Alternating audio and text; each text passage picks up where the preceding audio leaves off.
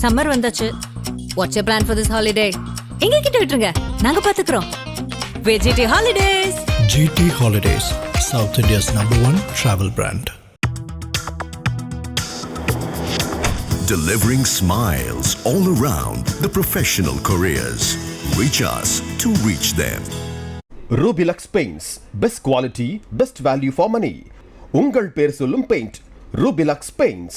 நகரங்களில் தான் விஜய்க்கு நல்ல அளவுக்கான ஒரு ஆதரவு இருக்கிறது. கிராமங்களில் இன்னும் சென்று சேரவில்லை. நண்பர்கள் சாதாரண மக்கள்கிட்ட விசாரிச்சாங்க, எல்லா சாதி மக்கள்கிட்டையும். அவங்க என்ன சொல்றாங்கன்னு சொன்னா, இந்த முறை போட்டு பார்ப்போமே அவருக்கு.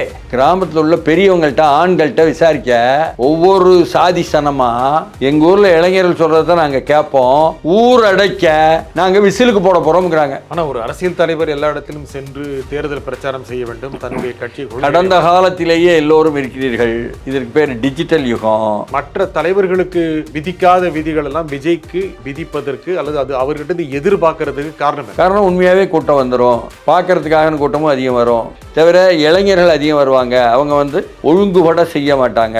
சென்னை என்பது திமுகவின் கோட்டை. ஒரு குறிப்பிட்ட கட்சிக்கு விசுவாசமாக மட்டுமே இருந்து விடுமா, இல்ல மனநிலை மாறக்கூடிய வாய்ப்பு? அதனாலதான் ஒருத்தர் புதிய ஆளு வேட்டைக்கு இறங்கியிருக்காரு, வேட்டைக்காரன் சொல்றாரு. அது கோட்டை என்ற நிலைய இல்லை ஐயா எங்களுடைய வேட்டை என்று இறங்குறாரு. அதனாலதான் இவங்க அப்படியே திக்கி திணறிக்கிட்டு இப்படி எல்லாம் சிதிலமடைந்து கிடைக்கிறார்கள். விஜய் வெல்வதற்கு தான் வர்றாரா? உடனடியாக வெல்வது முடியுமா என்ற அளவுக்கு நெருக்கடி இருக்கிறது என்பதை ஒட்டி உள்ள செய்தி அது. ஆனால் குறைந்தபட்சம் ரிசல்ட் என்ன வரும்னு சொன்னா. வணக்கம் ஆகாயம் நண்பர்களே. தேர்தல் பணிகளில் முந்துவது யார்? திமுகவா, அண்ணா திமுகவா? விஜயுடைய தமிழக வெற்றி கழகத்திற்கு என்ன நிலை இருக்கிறது? இதை பற்றி பேசுவதற்காக அரசியல் விமர்சகர் திரு TSS மணி இங்கு வந்திருக்கிறார். வணக்கம் திரு TSS மணி. வணக்கம். பெரம்பூர் மட்டும் விஜய் ஜெயிப்பார், மற்ற இடங்கள் டஃப்பாக இருக்கும் அப்படிங்கிற ஒரு கருத்து இருக்குது. இல்லை அவர் எங்கெங்கே நிற்கிறாரோ சென்னையில் ஒரு அதிர்வலை ஏற்படுத்துவார். நீங்கள் சொன்ன மாதிரி நகரங்களில் தான் விஜய்க்கு நல்ல அளவுக்கான ஒரு ஆதரவு இருக்கிறது. கிராமங்களில் இன்னும் சென்று சேரவில்லை, அடிமட்டத்தில் சென்று சேரவில்லை. இதெல்லாம் உண்மையா? அடிமட்டம்னா என்ன, சென்று சேர்வதுன்னா என்ன என்ற ரெண்டு விஷயத்துக்கும் பாப்புலர் அவருடைய செல்வாக்கு தான், அவருடைய அரசியல் செல்வாக்கு இன்னும் கூட கிராமப்புறங்களில் அடிமட்டம் வரை சென்று சேரவில்லை. செல்வாக்குனா என்னன்னு எனக்கு தெரியாது, ஆனால் சொல்வாக்கு போயிடுச்சு. போதுங்களா? அதுதான் நான் சொல்ல முடியும். ஏன்னா கிராமங்களில் பூரா போய் நண்பர்கள் சாதாரண மக்கள்கிட்ட விசாரித்தாங்க, எல்லா சாதி மக்கள்கிட்டையும். அவங்க என்ன சொல்கிறாங்கன்னு சொன்னால், இந்த முறை போட்டு பார்ப்போமே அவருக்கு விஜய்க்கு என்று சொல்கிறாங்க. என்னங்க இளைஞர்கள் தானே விஜய்க்காக வர்றாங்க என்று முதல்ல கணித்தோம். இல்லை பெண்களும் வராங்க என்பதாக புரிஞ்சோம். இப்போ அப்படி இல்லை, ரெண்டும் இல்லை. இளைஞர்களும் இல்லை, பெண்களும் இல்லை. இளைஞர்கள் பெண்கள்னு தனித்து யாரும் விட தயாரில்லை அப்படின்னா என்ன அர்த்தம்? கிராமத்தில் உள்ள பெரியவங்கள்ட்ட ஆண்கள்கிட்ட விசாரிக்க, ஒவ்வொரு சாதி சனமாக எங்கள் ஊரில் இளைஞர்கள் சொல்கிறத நாங்கள் கேட்போம், ஊர் அடைக்க நாங்கள் விசிலுக்கு போட போகிறோம்ங்கிறாங்க. விசில் முதல்னு சொல்கிறாங்க. அதனால் நகரத்தில் தான் இருக்கார், கிராமத்தில் இல்லைன்னு சொன்னால் அது எனக்கு புரியலை. இவர்கள் சொல்லக்கூடிய செல்வாக்கு அர்த்தம் புரியலை. ஆனால் அவர் சொல்வாக்கு போய் சேர்ந்துருச்சு. ஆனால் விஜய் போய் சேரணுமில்ல. நம்ம நிறையா கிட்டத்தட்ட ஒரு வருஷமாக பேட்டி எடுத்துகிட்ருக்கோம். கரூருக்கு அப்புறம் அவருடைய வேகம் குறைஞ்சிருச்சு. தொலைவாக ஈரோடு நடத்தினார், இந்த மாதிரி ஆங்காங்கே நடத்துறது மட்டுமே இருக்குது. இப்போது முக்கியமாக சென்னையில் பெரம்பூரில் ஒரு பிரச்சாரத்தை ஆரம்பிக்கிறாரு, சென்னையில் பல இடங்களுக்கு போகிறாரு, அதுக்கப்புறம் ஊர்களுக்கும் போவாருன்னு. இந்த மாதிரி அவர் பிரச்சாரம் பண்ணுறது அப்படிங்கிறது அவருக்கு லாபமாக இருக்குமா? இல்லை இந்த சினிமா எடுப்பாங்கல்ல, எங்கே எடுப்பாங்க? எங்கேயாலும் எடுப்பாங்க, ஸ்டுடியோலையும் எடுப்பாங்க, அவுட்டோர்லேயும் எடுப்பாங்க. சரி, இந்த ரெண்டும் அவுட்டோரும் இன்டோரும் ஸ்டுடியோவும் இதெல்லாம் ஒவ்வொரு ஊருக்காக போகுதா? அந்த ரீல் சினிமா மட்டும் போகுதா? ரீல் தான் போகுது. அதே மாதிரி ஒவ்வொருத்தரும் வாட்ஸ்அப்பை ஓப்பன் பண்ணுறேன், அதற்குள்ள விஜயினுடைய சொல்வாக்கு என்பது காணொளிகளாக அவனுக்கு ரீச் ஆயிட்டு. இது போதுமா? அதுதான் வேணும். பிரச்சனையை தேர்தல் முடிந்த பிறகு உங்களுக்கு ஒவ்வொரு ஊருக்கும் கிராமத்துக்கும் வர்றேன்னு சொல்லிட்டார்ல, வருவார். அதனால் இப்போ சேர்ந்துட்டாரு என்று அவங்க காணொளிகளையே பார்த்துக்குவாங்க. ஆனால் ஒரு அரசியல் தலைவர் எல்லா இடத்திலும் சென்று தேர்தல் பிரச்சாரம் செய்ய வேண்டும், தன்னுடைய கட்சி. கடந்த காலத்திலேயே எல்லோரும் இருக்கிறீர்கள். நீங்கள் எல்லாருமே அவுடேட்டடு. காலாவதியான ஒரு காலம் அது. புதிய யுகம் வந்துருச்சு. இதற்கு பேர் டிஜிட்டல் யுகம். வந்திருக்கிற இளைஞர்கள் நாட்டை வந்து முன்னெடுத்துட்டு போகிறான். அவங்களுக்கு என்ன தெரியுமோ தெரியாதோ முன்னெடுத்துட்டு போகிறான். அப்படி முன்னெடுத்துட்டு போகிறவங்களுக்கும் வந்து பேரே டிஜிட்டல் யூத்து. புரியுதுங்களா? அதனால் அவங்க டிஜிட்டல் பாணியில் கொண்டு போயிட்டாங்க சொல்வாக்க. அவருடைய சொல்வாக்கு போய் சேர்ந்துருச்சு. தீய சக்தி இருக்கக்கூடிய ஆட்சி, அதை மாற்றணும், இதெல்லாம் தானே செய்தி, இதுதானே அரசியல். இது போயிடுச்சு. 234 வேட்பாளர் யாருங்கிறத முடிவு செய்ய முடியல. நாம் இன்றைக்கி பேசிட்டு இருக்கிற அன்றைக்கி 234 வேட்பாளர்களையும் அறிமுகப்படுத்தினதாக இருந்துச்சு. அந்த நிகழ்வும் ஒத்தி போடப்பட்டது. இதெல்லாம் இன்னும் கூட யார் சொல்கிறா? அந்த கட்சி தானே நீ ஒத்தி போட்டுச்சு. எதிர்கட்சிகளுடைய அந்த கட்சியில் தானே சொன்னாங்க ஒத்தி போட்டாச்சுன்னு. 234 ஆள் கிடைக்கல. ஆள் கிடைக்கல நான் சொல்லலை, நான் அப்படி சொல்லலை. இன்னைக்கு அறிமுகம் செய்ய வேண்டியதாக இருந்துச்சு, முடிவு செய்ய முடியல. ஆகையால அது திமுக முடிவு செஞ்சு அறிவிச்சாச்சா?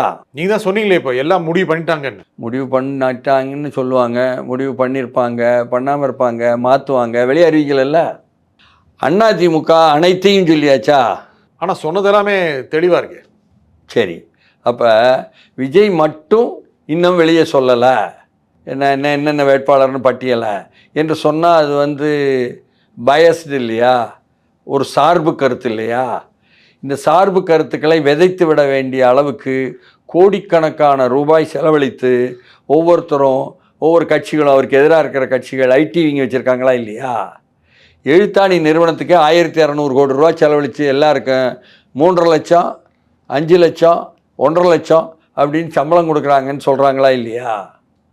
இதெல்லாம் நடக்கும்பொழுது அதனுடைய பாதிப்பு இல்லாமல் இருக்குமா? பரப்புரையில் வந்து விழாமல் இருக்குமா? அதெல்லாம் வரத்தான் செய்யும். அதனால் அதிலிருந்து நாம் தொடங்கினால் நமக்கு வந்து முடிவுகளிலிருந்து தொடங்குவது போலாயிரும். ஆனால் அவர் பெரம்பூரில் பிரச்சாரம் போகிறாரு, ஆனால் நிறைய கூட்டம் வரக்கூடாது, சரியான அளவுக்கு கூட்டம் வரணும், சரியான நேரத்தில் வரணும் அப்படின்னு மற்ற தலைவர்களுக்கு விதிக்காத விதிகள் எல்லாம் விஜய்க்கு விதிப்பதற்கு அல்லது அது அவர்கிட்ட எதிர்பார்க்கறதுக்கு காரணம் என்ன? காரணம் உண்மையாகவே கூட்டம் வந்துடும், பார்க்குறதுக்காக கூட்டமும் அதிகம் வரும். தவிர இளைஞர்கள் அதிகம் வருவாங்க. அவங்க வந்து கொஞ்சம் ஒழுங்குபட செய்ய மாட்டாங்க. ஏற்கனவே தெருக்களுக்குள்ளே 2 பக்கமும் மோட்டர் பைக்கை நிப்பாட்டியிருப்பாங்க. அதனால் அவங்களுக்கு ஒரு பழக்கம் இன்னும் வச்சுருக்காங்க.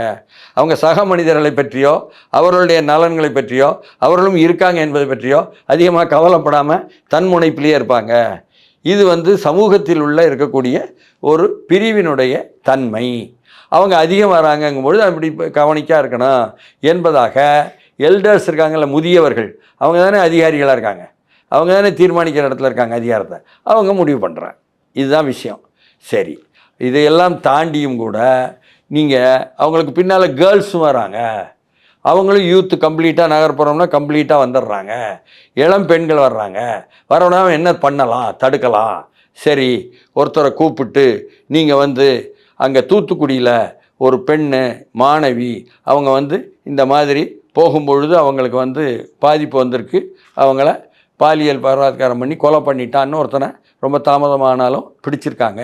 அப்படிங்கும் பொழுது இதெல்லாம் சட்ட ஒழுங்கு கெட்டு போச்சுன்னு ஒரு பெரிய கருப்பு புள்ளியாக வந்துருச்சு ஆட்சிக்கு, ஆட்சி பேரை காப்பாற்றணுமே என்று சொல்லி உடனடியாக ஒருத்தர் இறங்கி வந்து என்ன நீங்கள் இயற்கை விபாதை போனாலும் கூட ஆள் கூட்டு போகணும்னுலாம் பேச, அதை உடனடியாக எல்லோருமே வந்து எதிர்த்து பேசினோடனே அவர் மன்னிப்பு கேட்கிறேன் என்று ஊரில் வந்து வெளிப்படையாக பேசிவிட்டு டிவியில் அதற்கு பிறகு தன்னுடைய முகநூலில் மட்டும் மன்னிப்பு கேட்டுவிட மாட்டால் அது போய் ரீச் ஆகாது. அப்படி பண்ணிக்கிட்டு இருக்கிற பாணியும் என்ன, அது ஏன் நடந்தது? அப்போ நீங்கள் கொஞ்சம் என்ன ஏதாவது சொல்லுங்க என்று மேலிருந்து அதிகாரத்தில் மேலிருந்து வழிகாட்டல் வந்ததா? இன்னொருத்தர் பெரிய ஆள் இருந்தார், ஒளிவட்டம் பின்னால் வச்சுக்கிட்டு இந்தியாவுடைய ஜனாதிபதி ஆனார், முஸ்லீம் பேரை கொண்டவரை வாஜ்பாய் அரவணைச்சாருன்னா காரணம் அவர் சத்தியமாக நான் முஸ்லீம் கிடையாதுங்க, நடைமுறையில் நான் பகவத்கீதை தாங்க வச்சுருக்கேன், பாருங்கள் நான் மாமிசம் தொட்டதே இல்லைங்க, சாப்பிட்டது இல்லைன்னு சொன்னேன். என்ன படவோட்டிக்காரர் அப்பாங்க என்று சொன்னதுக்காக அவரை ஜனாதிபதி ஆக்கினாங்க. என்ன அவர் மறுபடியும் வந்து ஜனாதிபதி ஆசைப்பட்ட உடனே கலாம் என்றால் கலகக்காரன் என்பதையும் என்ன சொன்னார் அப்போ உள்ள முதலமைச்சர் கலைஞர் என்பது இருந்தாலும் அவர் இறந்த பிறகு அவருக்கு நான் உதவியாளராக இருந்தேன்னு ஒருத்தர் சொல்கிறாரு, நமக்கு தெரியாது எப்படின்னு. அவர் உடனே ஊரில் விஜய் பின்னால் போகிற பெண்கள்லாம் மோசம் அப்படின்னு இழிவுபடுத்தி என்ன இந்த நாட்டில் பாலியல் தொழிலாளர்கள்னு தாக்கி பேசி அந்த பெண்களை வந்து வரவிடாமல் பண்ணணும், இல்லைன்னா நகரத்துக்குள்ளே நம்ம வந்து அவருடைய பரப்புரையை தாங்க முடியாது போல் இருக்கு என்று சொன்னதற்கும் எங்கிருந்தாவது அதிகாரத்தின் மையத்திலிருந்து தலைமையிலிருந்து வழிகாட்டல் வந்ததா என்ற கேள்வி வந்துருச்சு. உடனே விஜயே இறங்கி போய் காவல்துறையிட்ட ஐயா அவர் மேலே நடவடிக்கை எடுங்கன்னு சொல்ல வேண்டி வந்திருக்கு. ஆனால் அதிகாரிகள் எல்லோருமே திமுகவினுடைய சார்பாக வேலை செய்த அதிகாரிகள் தான் எல்லா இடத்திலும் இருக்கிறார்கள். தேர்தல் ஆணையத்திற்கும் தேர்தல் ஆணையத்தினுடைய அமலாக்கல் தொடர்புகளுக்கும் தேர்தல் அதிகாரிகளாகவும் இருக்கிறார்கள் என்று நாட்டில் போயிட்டு வரக்கூடிய எதிர்த்தரப்பினர் எல்லோரும், மக்கள் தரப்பினர், மக்கள் அமைப்பு தரப்பினர் எல்லோரும் சொல்லிட்டு இருக்காங்க. அதனால் திமுக அதிகாரிகள்கிட்டயே போய் திமுக ஆட்சியில் இப்படிலாம் இருக்குது மோசம் என்பதாக திமுக ஆதரவாளர்கள் இப்படிலாம் பேசுகிறாங்கன்ட்டு புகார் கொடுத்தா என்ன நடக்கும் என்பது நமக்கு புரியல.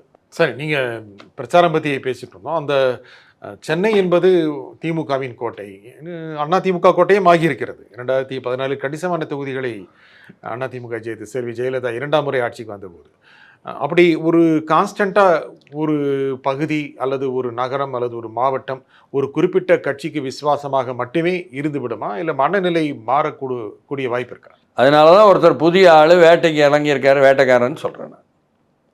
அது கோட்டை என்ற நிலையை இல்லை ஐயா எங்களுடைய வேட்டை என்று இறங்குறாரு. அதனால தான் இவங்க வந்து அப்படியே திக்கி திணறிக்கிட்டு இப்படியெல்லாம் சிதிலமடைந்து கிடைக்கிறார்கள். மனநிலை மாறணும் அப்படின்னா வாக்காளர்களுக்கு எது உந்துதல் கொடுக்கும்? ஆளுங்கட்சி நினைக்குது பணத்தை கொடுத்தா போதும், வாக்காளர் மனநிலை தங்களுக்கு சாதகமாகும் அப்படின்ட்டு. மனநிலை மாறணும்னு சொன்னால் முதல்ல சாலைகள், இப்போ நான் வரும் பொழுது எல்லா சாலையிலையும் பள்ளமாக இருக்க அதை சரி பண்ணணும். அது இந்த ஆட்சி 5 ஆண்டாக சரி பண்ணலை. அதற்கு எது சாட்சி? கொளத்தூர் சட்டமன்ற தொகுதியே சாட்சி. இல்லை இப்போ பார்த்தீங்கன்னா கடந்த 6 மாதமாக ரோடு போட்டாச்சுன்னாங்க. மெயின் ரோடு போட்டிருக்கே தவிர தெருக்களுக்கு உள்ளே போகிற இடத்துல இன்னமும் பள்ளங்களும் தண்ணீர் தேங்கலும் இருக்கிறது. அப்போ முதலமைச்சருடைய தொகுதியிலேயே இப்படி தான் இருக்குது என்பதற்கு சாட்சி. அடுத்து என்ன? பாதாள சாக்கடையும் 4000 கோடி இதற்காக போட்டோம், எங்கே போட்டீங்க, இடம் மாற்றி போட்டுட்டீங்களா என்று கேட்குற அளவுக்கு அது இருக்குது. ஏன்னா அது எதுவும் ஒர்க் அவுட் ஆன மாதிரி தெரில. அதற்கு பிறகு விலைவாசி உயர்வு குண்டக மண்டகை ஏறிட்டுருக்கு. அதையெல்லாம் தாண்டி அங்கங்கு கொலை, அங்கங்கு வன்முறை, அங்கங்கு பலாத்காரம்.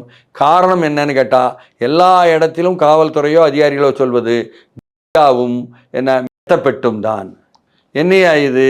என்ன எதிர்கட்சி தலைவர் எடுத்துட்டு சட்டமன்றத்துக்குள்ளே வந்தார், எப்படி இவருக்கு கிடச்சதுன்னு கேட்டீங்க. இப்போ தெரிஞ்சு போச்சா? 5 ஆண்டா வும் பெட்டும் எங்கு பார்த்தாலும் வருகிறது, எங்கே பார்த்தாலும் இருக்கிறது, எங்கே பார்த்தாலும் பரவி கிடைக்கிறது என்று சொன்னால் யாருக்கு தெரிந்து நடக்கிறது? யார் கமிஷன் பெறுவதற்காக உள்ளே விடப்பட்டது? ஒவ்வொரு கமிஷனும் எங்கேயும் போய் சேர்ந்தது? இந்த கேள்வி கேட்க ஆரம்பிச்சிட்டாங்க. அதனால் முதலில் சட்டம் ஒழுங்கை சரி பண்ணுவதற்கு படிக்கணும். நிர்வாக திறமை உள்ளவர்கள், காங்கிரஸ் கட்சி அகில இந்திய ரீதியிலேயே நாங்கள் மாறுபட்ட கருத்துக்களை உருவாக்கி தங்கள் பக்கம் இழுத்துக்கொள்வோம் என்பதில் சாதித்தவர்கள், 25 கட்சிகளை எங்களுடன் கூட்டணி சேர்த்து விட்டோம் என்று மாபெரும் அளவுக்கு சாதித்த நிர்வாக திறமை உள்ளவர் தளபதி முத்துவேல் கருணாநிதி ஸ்டாலின். திறமையற்றவர் அல்ல, நிர்வாக திறமையற்றவர் அல்ல, மிகவும் கடுமையான நிர்வாக திறமை உள்ளவர். அப்படிப்பட்டவர் சட்ட ஒழுங்கை சரி பண்ண வேண்டும் என்ற அக்கறையுடன் நிர்வாக திறமையை இந்த பக்கம் திசை திருப்பவில்லை. சரி, முக்கியமாக வேற எங்கேயோ திசை திருப்பி இருக்கிறார். தெரியும். விஜய் வெல்வதற்கு தான் வர்றாரா, இல்லை தன்னுடைய சக்தியை காட்டுவதற்கு வர்றாரா? வெல்வதற்கு தான் எல்லோருமே தேர்தலில் நிற்பாங்க. உடனடியாக வெல்வது முடியுமா என்ற அளவுக்கு நெருக்கடி இருக்கிறது என்பதை ஒட்டி உள்ள செய்தி அது. ஆனால் குறைந்தபட்சம் ரிசல்ட் என்ன வரும்னு சொன்னால் அவருடைய பரப்புரையும் அவருடைய நிலைப்படுத்தலும் இந்த முறை மிக வித்தியாசமாக, மிக சிறப்பாக நிரூபிக்கப்பட போகுது. இந்த நிகழ்ச்சியில் கருத்தில் குறிப்பிட்ட திரு TSS மணி மிக்க நன்றி. வணக்கம். மீண்டும் ஒரு நிகழ்ச்சி சந்திப்போம். நன்றி, வணக்கம். சம்மர் வந்தாச்சு. What's your plan for this holiday? எங்க கிட்ட விட்டுருங்க, நாங்க பாத்துக்கிறோம். VGT Holidays. GT Holidays, South India's #1 travel brand. Delivering smiles all around the professional careers. Reach us to reach them. Rubilux Paints, best quality, best value for money. உங்கள் பேர் சொல்லும் paint Rubilux paints.